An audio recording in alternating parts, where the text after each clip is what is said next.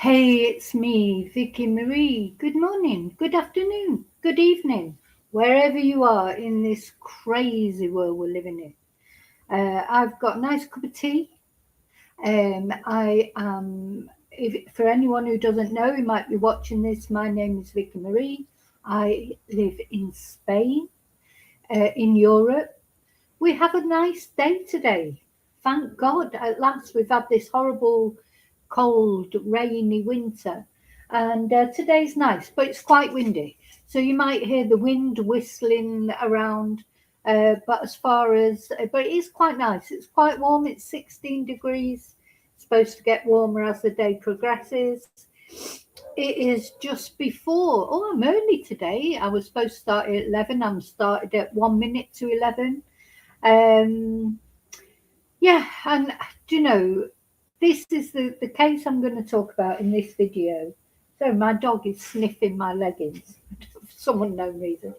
Um, the case we're going to talk about in this video is the case that's keeping us all up at night, obsessing us, well, me anyway, and I know a lot of people, I know from your messages, your comments, your emails, we're all obsessed with this case of Nancy Guthrie, 84-year-old mum and grandma, plucked from her bed in the early hours of the morning.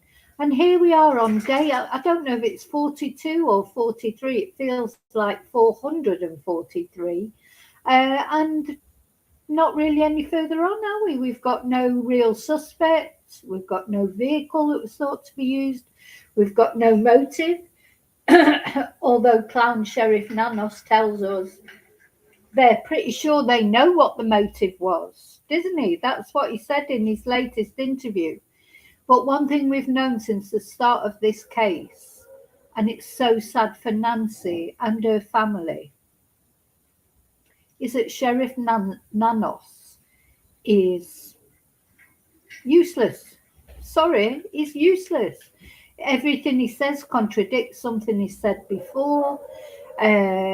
1 minute, it was, Saturday night. He started off saying it happened on Saturday night.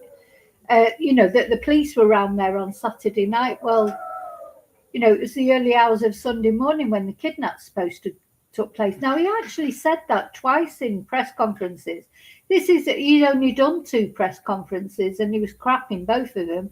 And that's probably why he's never done another press conference again. All he's done since are cozy little interviews in his office, which are get with different news stations, which again he's contradicted himself in most of them.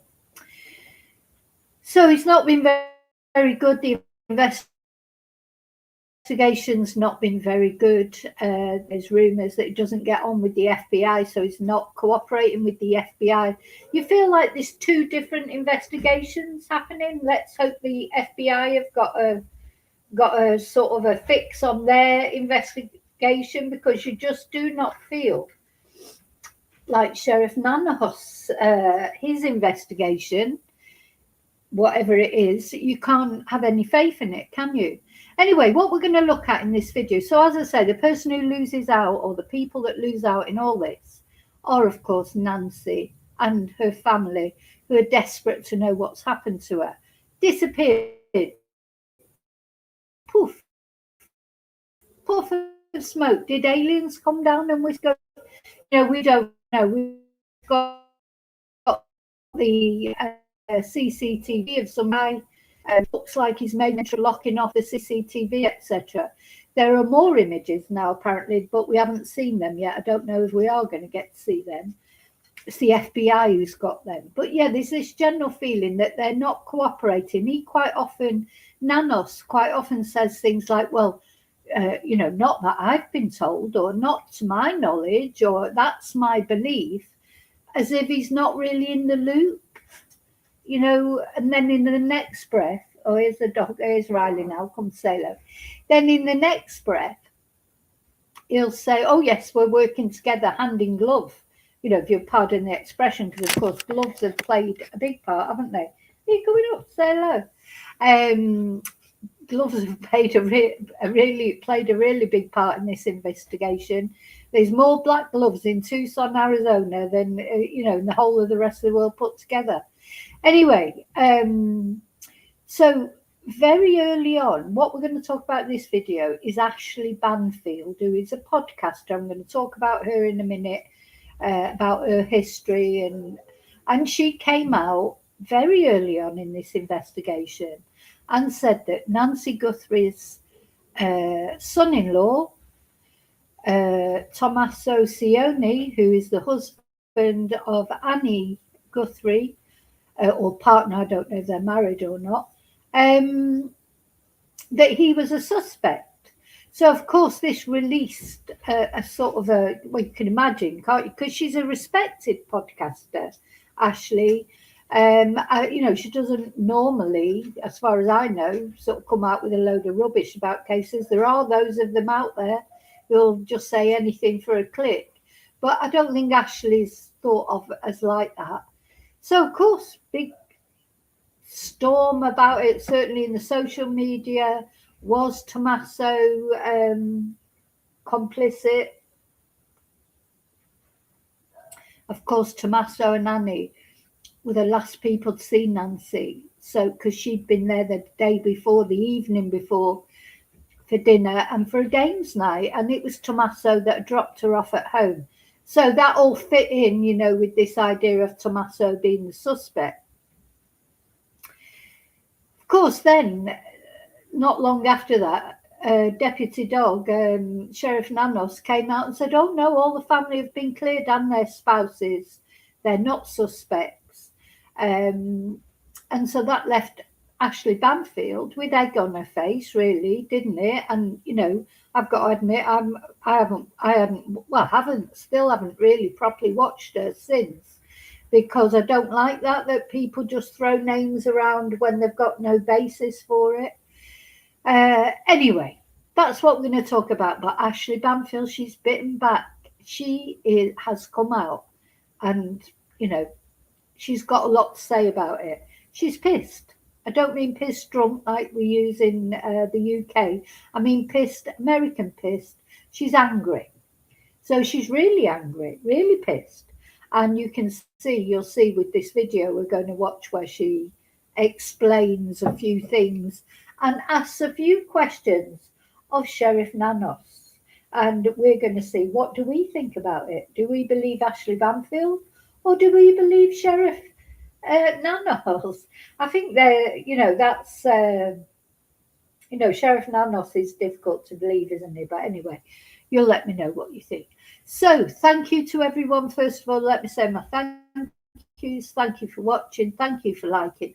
Don't forget to leave your DNA on that like button and the subscribe button. They're free ways you can help my channel get into the algorithm.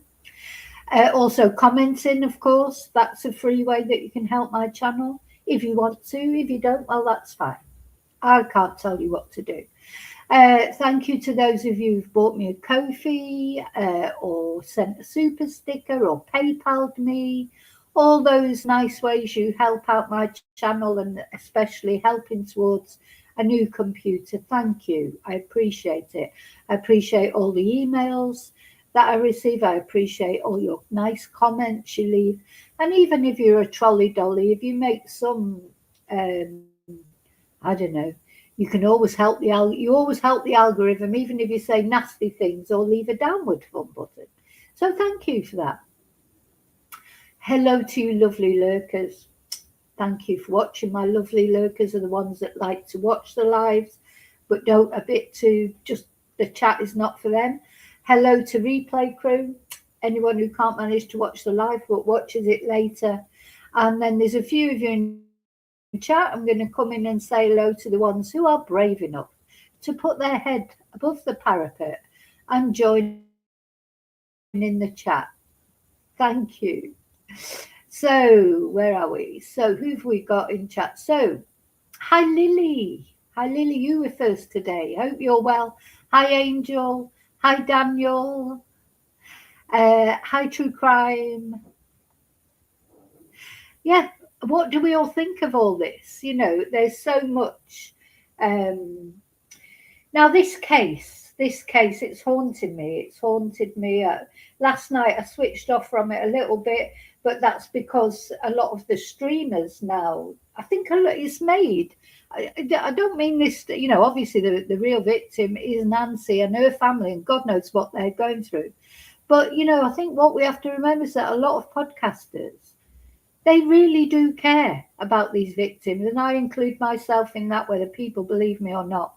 This case, I think, Nancy's her vulnerability, the fact she was just sleeping at home, doing nothing wrong to anybody when somebody's come in and plucked her up and done whatever to her. It makes me angry. It makes me sad. It makes me anxious. And it's affected me very much, this case. All cases affect you up to a certain point. But I think this case especially has affected me in particular. But I think other podcasters too, and it takes whatever people think about people doing things for clicks or this, that, the other. Well, that's what they do. That's how podcasting works. That's how YouTube works. That's their job. If someone's a podcaster, that's how they get paid, by clicks and likes and donations. That's the way it is. Otherwise, what they're supposed to do is stop accepting them. Then they wouldn't get paid. You've got streamers like JLR. He's been doing 12-hour streams. People he's given a lot of information about the area. It's exhausted him. It takes 40 days constantly live streaming. Now, yeah, he has. A lot of people have donated to him, but of course it'll have cost him money. He's got a hotel, he's got a restaurant to eat out all the time. So it's not. I just don't understand why people seem to think it's wrong to accept donations or wrong to want click. Wrong to clickbait, of course, but that's how podcasters get paid. That's how YouTubers get paid. They get paid by their watch hours as well. But believe me, that's not a lot. It just isn't. People have this idea that podcasters are earning millions, and some like Mr. Beast or whatever. But most podcasts are just small channels like mine, just giving information, and also because we're interested in it. I do this channel. Certainly don't do it for money. I do it because I'm interested in these cases, and if I can share them with other like-minded people and we can discuss things and get ideas and raise awareness, that's good. But it is not something you do because you can't live off it. You can't pay your bills with it, that's for sure. Unless you're like JLR and you're going to do 12-hour streams, etc. Oh, thank you for being a member for a month. Yeah, memberships are other ways, of course, that you can help. But yeah, thank you so much, True Crime, for being.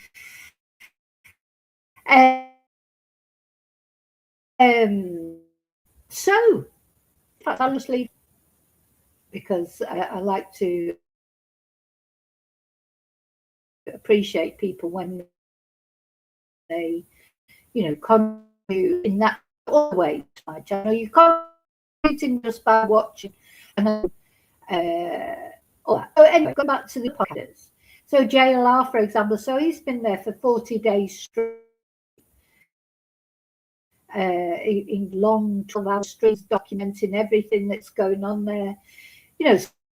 Sometimes going on, and then there's a flurry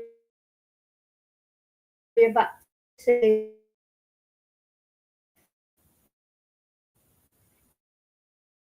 I'm worrying. Oh, thank you, True Crime. So, she's gifted a membership as well. That's very kind. Thank you. I've got to go on my other link to see who it's gone to.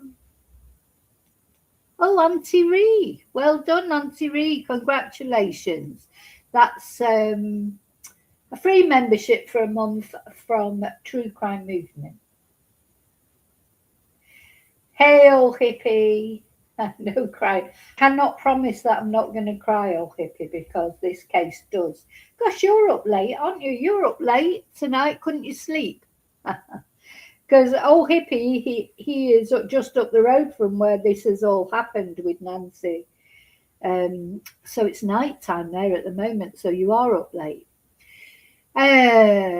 So let me go. Oh, so the podcasters. So Brian Entin, of course, is another podcaster who was there live. He's gone now. Everybody's gone.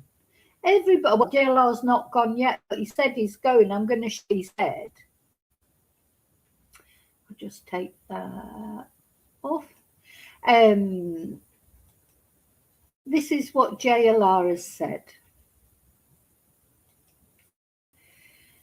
And you can't blame him. He's got a cat at home. He'll have things going on that he's got to do, etc. Let me just get his. And he's provided a valuable tool. There's a sort of part of me is glad he's going, because then I won't be watching it all the time. That's why I'm so tired, because I rarely sleep at night. But this is what he shared. So, no activity right now outside Nancy Guthrie's home. Just see if I'm sharing that. No. So this is one that he did last night, a short video he did last night. There's just nothing to report. The thing is, how long can you keep talking about nothing? Do you know what I mean? Hi, Tracy. How long can you keep talking about nothing? Is literally getting excited if the post truck comes, or the postman comes, or the school bus goes past. I've seen that bloody school bus go past more times than I can count, that big yellow school bus going past. These are the things that, he's reduced to sort of reporting on, because apart from the first 2 weeks when there was a lot of activity, there's not really been much lately. So anyway, this is what he said in his tweet. 10 hours ago. No activity right now outside Nancy Guthrie's home.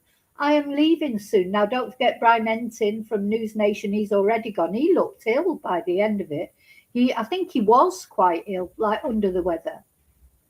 Because the thing is, they're not even sleeping at night, because anything could break at any minute. So you've always got one eye on your phone, seeing what's happening. So JLR said, I'm leaving soon if something big doesn't break in this case. The most bizarre case I've ever seen in my lifetime. And he's covered some bizarre cases. Now, I started following JLR from the Rachel Marin case. When he went to the scene there in Maryland, that's when I started following him. He's very generous with his streams. He lets you restream his streams. He gives permission for that to everybody. He's very generous with his streams and that. And, he's the one there with the boots on the ground, making all the, inquiring. He goes to the places. You get a chance to see the places. He's going to the restaurant, I think, today for lunch, the Charo restaurant, where the police, the FBI have been asking questions. So that'll be interesting to see that. So he said it's the most bizarre case I've ever seen in my lifetime. And then he's asking us to follow 857 Tucson. I think I already follow him, but I'll check and I will follow him. He lives there, so he will be there. He's not going anywhere, and he will rush to any scene if anything breaks. Now let's have a look at this video. Still image of the man without the backpack. It's probably January. JLR investigates boots on the ground outside of Nancy Guthrie's home. Day 42. Where is Nancy Guthrie? Very quiet out here in front of her home. Look at the difference now. Remember how it was, all the cars, all the media tents. There's only JLR left now in Tucson. Month when numerous media outlets and streamers Yeah. and podcasters and visitors were all here in this Catalina Foothills neighborhood, Camino Escalante. I am here with 857 Tucson. Folks, if anything breaks on this case with the perp being caught down the line, this is the guy you need to follow right here. 857 Tucson, where can they find you? YouTube, TikTok, Facebook, and I'll be here as soon as the next piece of information breaks. We have lots of things I'm sure everyone's hoping is going to happen. So JLR, I'm here for you. If something breaks, he said he's on a plane, so we're working together. And also everybody in the community sending in those tips. Keep them coming. That's what helps and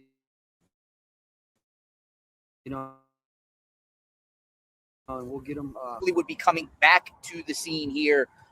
Tucson, he's from here. So if anything breaks, like a perp gets identified or law enforcement goes to a raid or a place or anything, he's the guy you should go to because he'll get there quickly. He got his camera. He is ready. As far as new information around here, well, the only thing we heard is the reports that just recently law enforcement was able to obtain still images of individuals in back of this house from the back surveillance camera, the pool area, the pool house area, and the side. Images prior to the kidnapping, though they say it's nothing suspicious according to reports. But I find that report interesting because they don't say anything about the front of the house. The front of the house. The only thing we know about images is the ones that they shared with the Nest camera of the perp. Unclear the dates, but we're assuming the video footage of the plant covering the cameras was on the day of the kidnapping, the morning, the February 1st, and the other still image of the man without the backpack, probably January 11th, but we'll see. Nothing out here. Nothing out here. I'm going to spin the camera around. Not going to live stream right here, right now. Maybe we'll talk later, but definitely something else breaks. JLR investigates to be out here at least through the weekend into next week. I might be out of here, but we're not stopping talking about Nancy. I am JLR Investigates. Justice for Nancy Guthrie. What happened to her? We'll talk soon. Stay. So JLR's going, and I mean, there's been a lot of activity at the house, but it seems it's quite strange actually, because for me, they're looking, at the house. It's like they're preparing it for somebody moving in, going in there with putting new cameras up, doing the pool still. Who knows what they've been doing in there, but a lot of people have been going there. Are they preparing it? Maybe they're just, trying to stay positive and hoping that Nancy will come back, and they want to make it secure for if she does come back. I don't know, but there's been no police activity, has there, around there? And, no breaking news, no SWAT teams going out, no, after that sort of crazy first couple of weeks, it's all gone very quiet. So JLR's going, Brian Enton's gone, most of the medias have gone, but the guy from Tucson, he'll still be there because he is from Tucson. So I'll be following him. There's another guy, isn't there, who does the scanner as well. But yeah, it's been good to watch JLR. It's been very valuable what he's done. But yeah, at least it might mean that I might get some sleep, because I won't be up all night with JLR like I have been lately. God, I feel like I haven't slept properly for weeks, and I haven't, to be fair, apart from worrying about Nancy. So that's the first thing I just wanted to show you. What else have I got here? So going back to, let's just have a look. Ashleigh Banfield bites back. So this is Ashleigh in the middle here, of course. And Ashleigh Banfield, she's a good podcaster. I've watched her. She's got I think it's called, Drop Dead Serious or something like that, her podcast. Now, she did work for News Nation, and she used to, present on News Nation, which is quite a well-known sort of crime reporting channel. Now, News Nation have been taken over by Law and Crime Network, by another sort of, or is it Courtroom TV? They've been taken over by somebody anyway. And there's been a bit of a cull, I've noticed, mainly of women. So maybe they don't like women. So I think Ashleigh jumped before she was pushed, to be honest. She left News Nation. She already had her own podcast, so she's just concentrating on that now. And then Julie Grant is another one that's gone from News Nation. She used to do opening statements. I can, I don't mean to be horrible to Julie. I'm sure she's a lovely person, but I never enjoyed her podcast. She seemed to be so gleeful about them all. I don't know. Just anyway, she's gone. So whether they don't like women in general or whether they just didn't like these two women, I don't know. Brian is still there. Brian Ensign is still there. He's still doing his reports for News Nation, as well as his own podcast that he does. So right at the beginning of this case, Ashleigh Banfield did a podcast where she said that sources had told her, and let me see if I've got a picture that I can get up, that sources had told her that Tommaso, the son-in-law,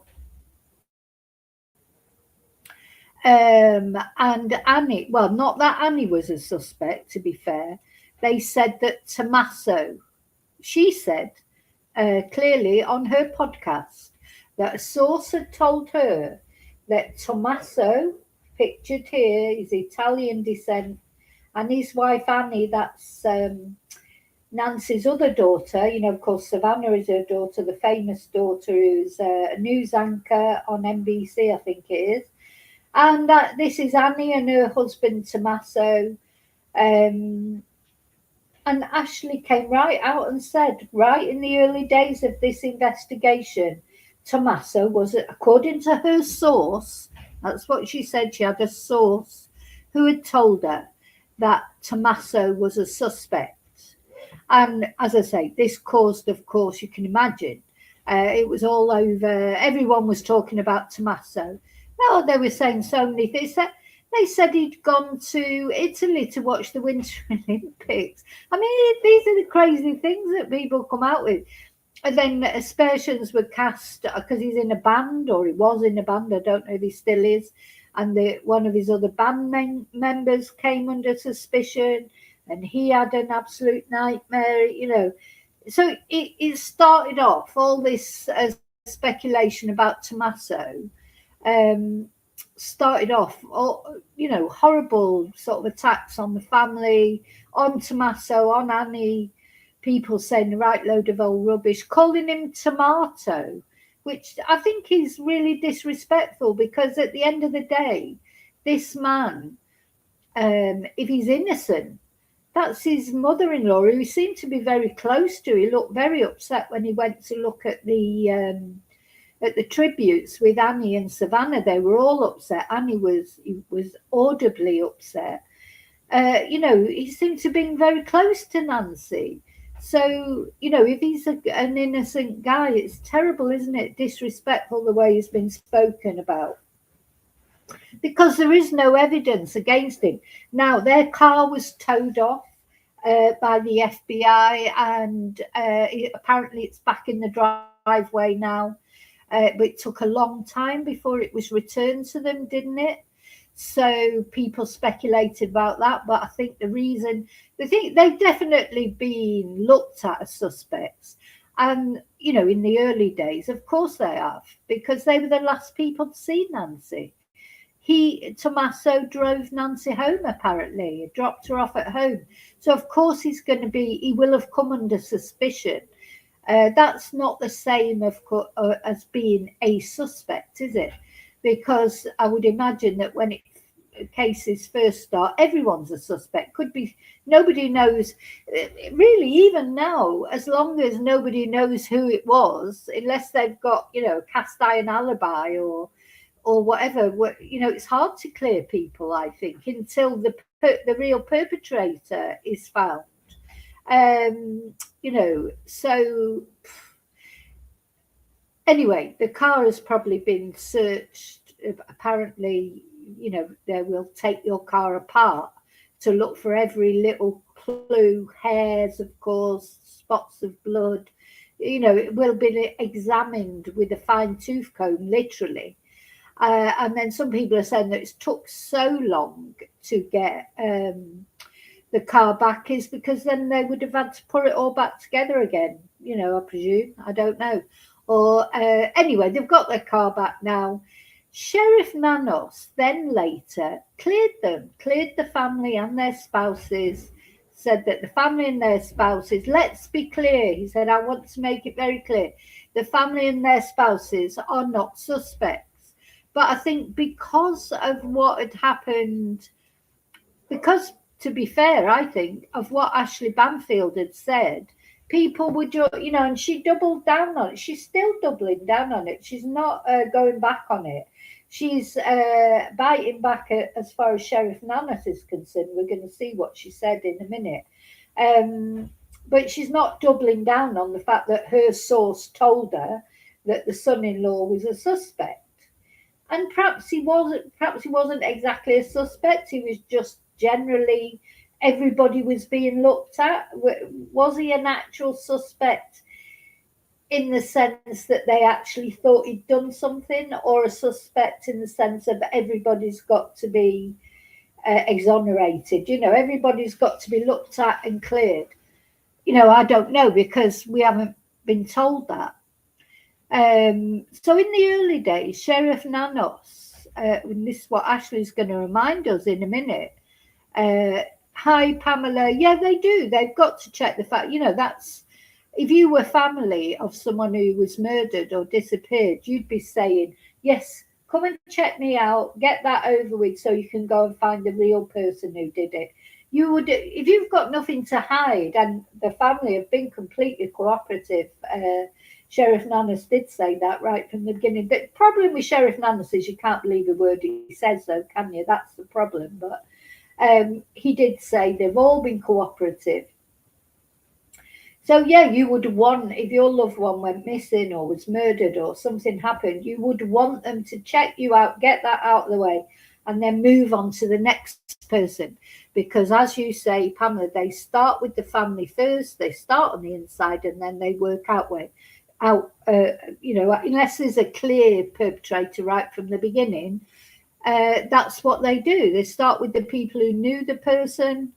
The closest, unfortunately, most crimes are committed by the person that is closest to you or closest to the victim. That is a sad fact of life. It's very sad, actually, but it's a fact of life. So that's how law enforcement work, isn't it? Start with the people closest to the victim and work your way out. And you know, there was something interesting that came up in one of JLR's streams the other day. There was a guy came to the neighbour's house to do some gardening. Well, they didn't know at first that he was at the neighbour's house. They thought he was at Nancy's house, because he walked up Nancy's driveway, came back with a bin of rubbish, you know, garden waste, threw it in his van, went back up Nancy's driveway. So, of course, JLR being JLR, and I do love the way he does, you know, try and talk to people. You know, and if they say, oh, no, bugger off, that's fine. But he always has a go, doesn't he, at talking to people. And this guy wanted to talk. He stopped. He was a lovely guy, actually. And he was actually a gardener for the next door neighbours. But he'd met Nancy a few times, only 4 times or something like that. And she had said to him that because it was easier to go up her driveway than try and get all this rubbish out into his van, sort of the other way through a load of cactuses and stuff. She said, yeah, use my driveway. That's fine. You know, whatever's easier for you. He said she was a lovely lady. The other thing he said was interesting. He said she could walk. He doesn't remember that she couldn't walk. So maybe her mobility isn't as restricted as we thought in the beginning. Maybe she can. Maybe she did walk out of there.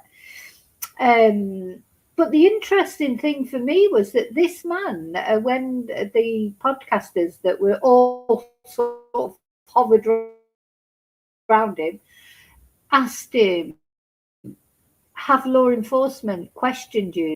They hadn't been to him. They hadn't questioned him. Very odd, isn't it? Because, evidently he's got nothing to do with it, but he should have been investigated because he's a person who goes there on a regular basis. He knows the layout of the house. He knows Nancy, even though not very well, he does know her. He is a person that could go home and say, oh, Savannah Guthrie's mum, she's so nice, she lets me go up her driveway, to do my work and whatever, because it's easier for me. What a lovely woman she is. I feel sorry for her living there all on her own. Only takes one phrase like that and the wrong ears hear it. This is what I've been saying for ages. Careless talk costs lives. Who might be listening to him saying that about Nancy? Someone in his family? Someone, one of his friends? Was he saying it in a bar somewhere? Why has he not been investigated? Because he is someone who goes there on a regular basis. There's a few things about this case. You think either the police haven't investigated it properly or they've already got someone in mind. So it may be that they think they know who did it. They don't feel that like they've got to go and interview any other people because they know who did it. They just haven't got all the evidence sorted yet. That could be the reason. I hope that is the reason that they haven't interviewed this guy because they've got somebody else in their sights. I bloody hope so. But if not, I think it's very remiss that they haven't interviewed this guy. Not because I'm saying he had anything to do with it, but one of his family or one of his friends that he's talked about Nancy to. He knew Nancy. He had nothing but good things to say about her for the few occasions that he'd met her. But why has he not been interviewed by the police? Strange, isn't it? I thought they would interview everybody who came to that house for any reason on a regular basis. Surely they should be interviewed at least. They've detained two men like Carlos and Luke and let them go with no charge. And we still don't know why they were detained, but they've not detained people. I mean, not detained them. He doesn't need to be detained. He needs to be questioned. I believe you go to Nancy Guthrie's neighbour's house a couple of times a year to clear her garden. What can you tell us about Nancy? Have you ever told anybody that Nancy Guthrie, Savannah Guthrie's daughter, has let you in? Those are the sort of questions, because he may well have just let that slip to someone, and that someone that he let it slip to, it's not even let it slip. You wouldn't even think, would you just say, guess who I spoke to today? Nancy Guthrie. Or maybe when that TV program was on, when Savannah went back to Tucson, maybe someone said to him, I've been watching this, it's in that restaurant up the road, Savannah Guthrie. And then maybe he said, I know Nancy, I go to her neighbour's house to clear the garden. And then people's ears perk up, don't they? Do you? Does she live there on her own? Yeah, she lives there on her own. You don't know where these things start. So anyway, I was very surprised they haven't been interviewed. So, so obviously Tommaso and Annie have been interviewed, and Sheriff Nanos is now saying they've cooperated fully. They're cleared. But we're going to see what Banfield has to say about why. I mean, she's sticking by her source, the source that told her that Tommaso was under suspicion. She's sticking by it. But also she's got some harsh words for Sheriff Nanos, which think we've all got a few harsh words for Nanos. I mean, what do you think? Let me know. Do you think Sheriff Nanos is being badly done to? Do you think he's been misunderstood? Do you think we should be kinder to him? Or do you think he just brought it all on himself by, for what I've found when I've watched him being interviewed as well, he's not prepared properly for the interview. It's like he doesn't consider it important enough. And I know he's got a load of other crimes going on and everything, but he's the sheriff. He has to understand that this is probably the most high-profile case he will ever deal with. It's not only national news, but it is international news. Surely he can see that. So he's got to take it seriously, whether he wants to or not. No point sitting there, oh, well, we've got loads of other crimes. You don't say it, even if you think it. You're in the public spotlight from all over the world. For God's sake, don't be a sheriff if you don't want to be in the spotlight. You want to be a sheriff for the kudos and for the wages or whatever, but you've got to take the responsibility that comes with it. That's how I feel about Sheriff Nanos, that he can't really be asked, can he? And he doesn't understand. He's a bit irritated that he has to do his job, really. Keeps saying, oh, that's not my role, that's not my role. What is his role? He's the sheriff, for God's sake. So, it's morning time here, oh hippie. So I'm not wound up. I've always been wound up about Sheriff Nanos. I'm just, maybe I've got a bit of a caffeine rush. Mind you, I'm on tea, not coffee. Yeah, he deserves it. He deserves it. He's got to, take accountability. He's the sheriff. I'm not the sheriff. I don't, I'm a podcast. I am a podcaster. I can just give opinions and beliefs, and I don't have to provide evidence for things, though I try and not talk about things unless they're true. But he's talking about beliefs. Like he's not the sheriff, who should know better. But anyway. Okay, so let's have a look at, Ashleigh. Well, if you think I'm wound up, wait until you see Ashleigh Banfield. She's really annoyed. As I say, she's really pissed, but not pissed in the British way, where she's drunk. She's pissed in the American way, where she's really angry with Sheriff Nanos. Oh, I've got to remove that one. Hang on, let me remove. I've got to remove the one that's there. I've the new one. Yeah, she's really angry with him. Because, do you know what? I think it has affected her standing as a podcaster. It's affected her reputation, because I definitely haven't watched her since all this happened. I've watched this. She's angry with Sheriff Nanos because it's reflected on her reputation, hasn't it? So, on week 6, instead, he is saying, absolutely, there's a concern to the public out there. And we've known since day one what this person was doing and what he had planned to do when he was in there. We've known effectively motive. My words, not his. Sorry, I'll go back. On week 6, instead, he is saying, absolutely, there's a concern to the public out there. And we've known since day one what this person was doing and what he had planned to do when he was in there. We've known effectively motive. My words, not his. But you heard me. You heard him. So what the hell is it? You've known since day one what the suspect was doing there and that there's a concern to the public.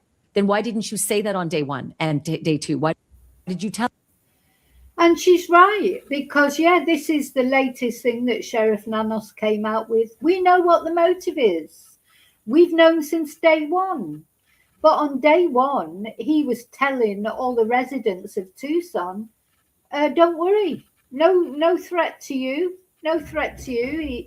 He was insinuating that they almost knew there was no threat to the general public. Now he's saying everyone's under threat 6 weeks later. And he's known that since day one. He said, I'm sticking by what I said from day one. But she's right. Ashleigh is right. From day one, he said, there's no threat to the general public. That is what he said. And now he's saying something else. And like she says, why didn't you say that then? Tell us, no worries, no concern. And why did my sources tell me what your focus was on day one? You towed the brother-in-law's car. Then you searched their house. You called off the search. You know, it makes you wonder if Sheriff Nanos thought it was the brother-in-law. The son-in-law in the beginning. So they towed his car away on day one. She says, why did my source tell me that's who you were focusing on? That's the most that she said about it. So is it true maybe that Sheriff Nanos was looking at Tommaso on day one? Maybe he made a knee-jerk judgment. Oh, it's going to be the son-in-law, because he's the last person sick. Maybe he was too hasty in his judgment. And anyway, what Ashleigh is saying is her source told her that is who the police were focusing on. Now, she came out and said it in her podcast, which maybe she shouldn't have done, until anything official had come out. But she's a podcaster. They always want to be the first with news. I don't care about that, about being first. I don't care if I'm first, middle, or last. If they find Nancy Guthrie's kidnapper or killer or whatever it turns out to be, I don't care if I'm the first to report it or the last to report it. All I care about is that they should be found. But a lot of podcasters, they always want to be the first, don't they? And sometimes they want to be the first so much they jump the gun a little bit.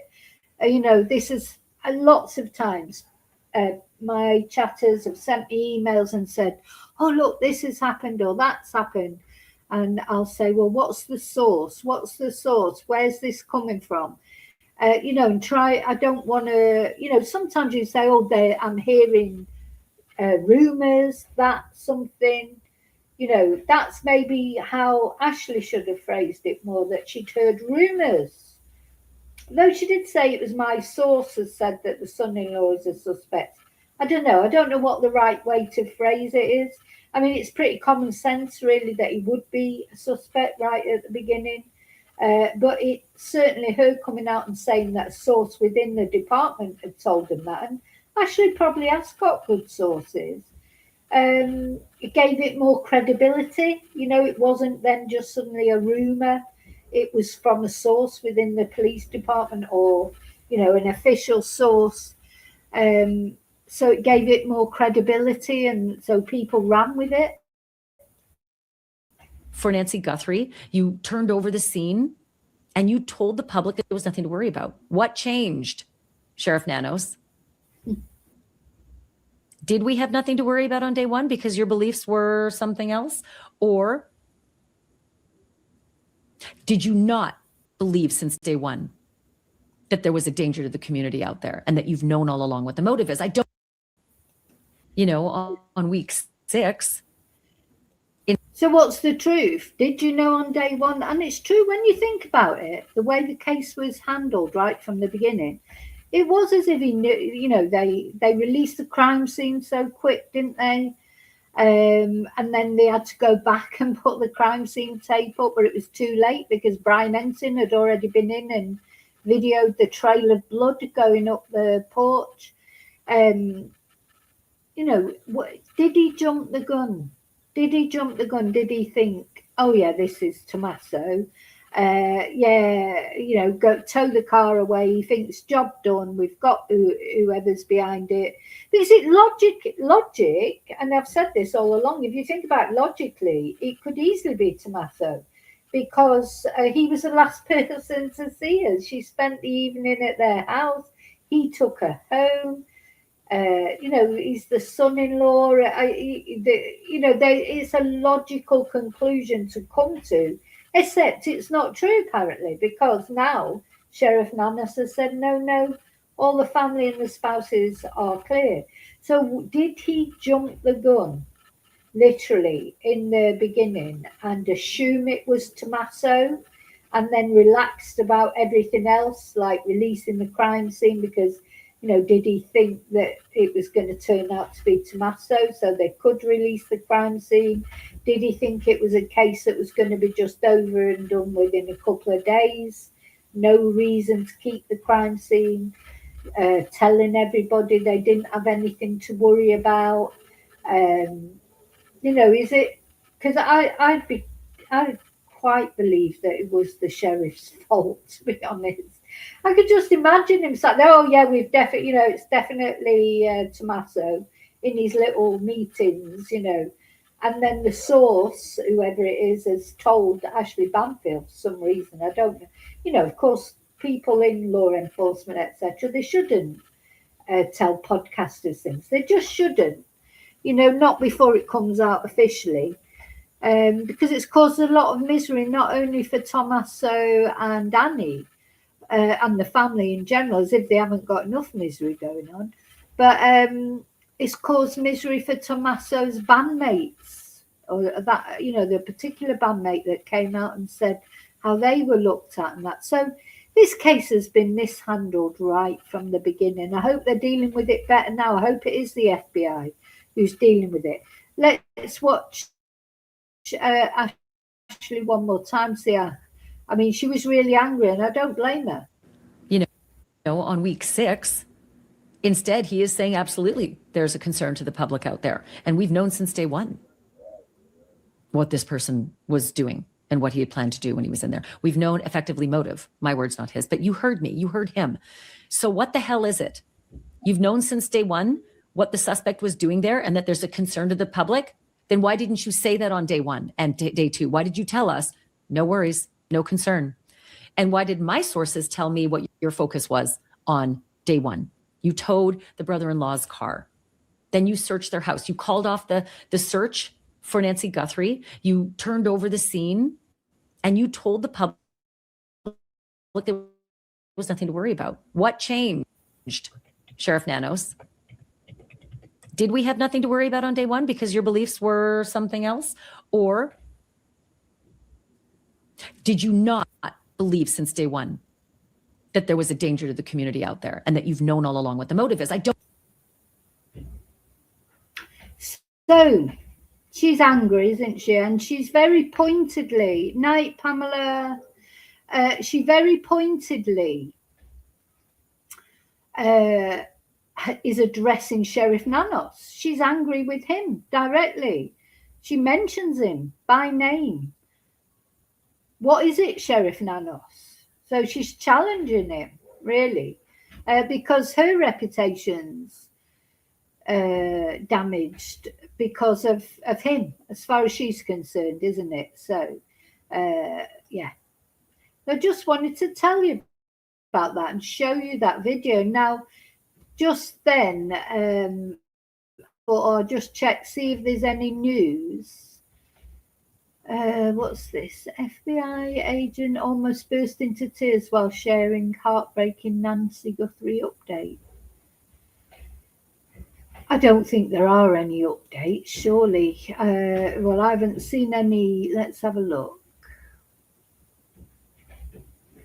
Yeah, we've seen that update. The sheriff said she was targeted and the kidnapper. So, yeah, what he's saying now is, although he says that Nancy was targeted, he said her kidnapper could strike again. He said that clearly. Of this investigation, he did not say that. He said that there was no threat. No threat. What's this in the Daily Express? Let's have a look. Ex-FBI agent almost burst into tears as hope fades in Nancy Guthrie search. So this is Maureen O'Connell. I am getting a bit sick of the FBI retired people. Though I do like this lady, Maureen O'Connell. I found her very insightful. But yeah, hope's fading. Well, we do know that, sadly. when you get to 42 days and an 84-year-old woman hasn't been seen since, and there was blood on the step, and she's got bad heart and walking problems, and she hasn't got medication, hope faded quite a long time ago, really, didn't it?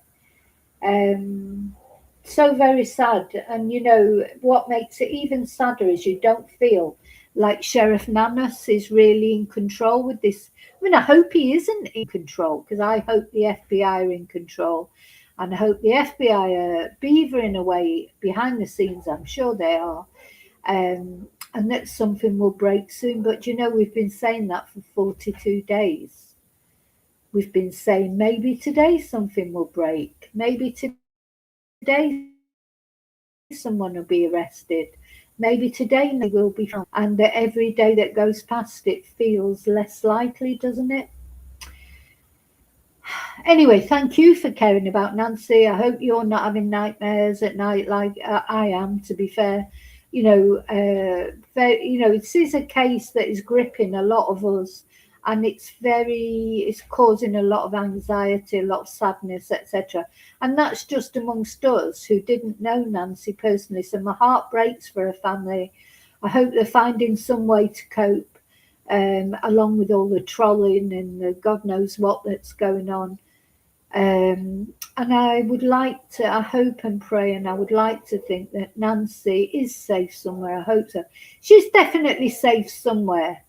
So I suppose in my beliefs, I would think that even if she has passed from this world, she believed very strongly in the afterlife, etc. She believed in Christ. She was a church-going woman. Savannah said that, didn't she, on one of her appeals, that she'd be safe with the... So I think I'm going to cry, right? I've got to stop there because I haven't cried yet. So I could feel it coming on there. But she's safe in the arms of Jesus, let's hope. If she isn't actually safe somewhere in this sort of material world. But one way or another, she's safe now. And whatever she went through on that night, it's over now. But that is what keeps me up at night, is thinking what happened for those 40 odd minutes that the person was thought to be in Nancy's room, in her bedroom. You know, what happened? Was she terrified, terrorized? You know, it's a horrible thought, isn't it? So whatever, you know, but anyway, that's over now. That's 40 days ago. So at least I hope she's just not suffering now. So thank you for caring about all the people that I talk about on my channel. Don't forget to leave your DNA on the like button and your fingerprint on the subscribe button. Just thank you. I'll see you really soon in the next video.